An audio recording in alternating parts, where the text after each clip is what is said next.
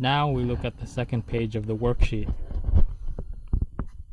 So before describing and analyzing the different behaviors for a graph, let's remember the different directions that we have on the plane.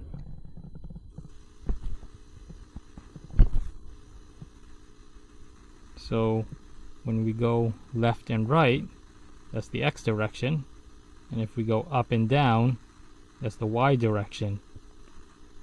When we go all the way to the left, that's when x is going to minus infinity, and if we go all the way to the right, that's when x is going to positive infinity.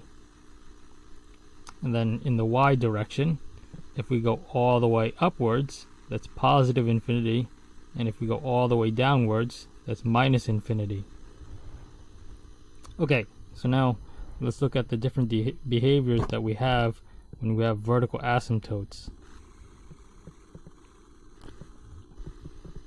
So in this first graph here, we have a vertical asymptote located here at x equals some number a, and what we're going to do is we're going to look at the behavior from the left and from the right and what it looks like.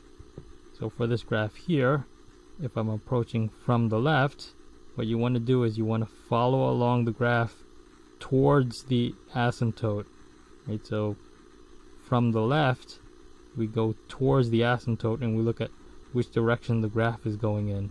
And in this case, the graph is going downwards. So the way we write it is like this. As x approaches a, from the left, the function is going to minus infinity. And then now we look at on the right side. So here again we follow from the right, getting closer to the asymptote, and we look at the direction of the graph. So approaching from the right, the function is going upwards. So the way we write is as x approaches a, from the right, the function goes to positive infinity. So I've color coded it so that the blue means that you're approaching from the left and the purple means you're approaching from the right, so it's easier to differentiate between the two directions.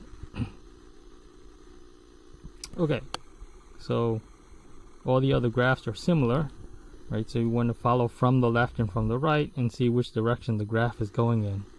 So here is the asymptote, and now I'm approaching a from the left.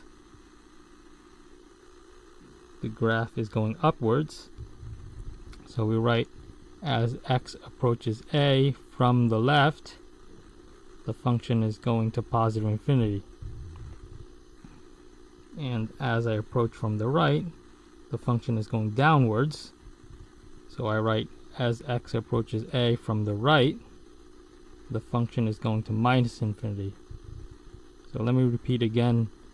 When you have the little minus and plus as the superscript after the number, that doesn't mean positive or negative. It means the minus here means from the left, and then the plus here means from the right.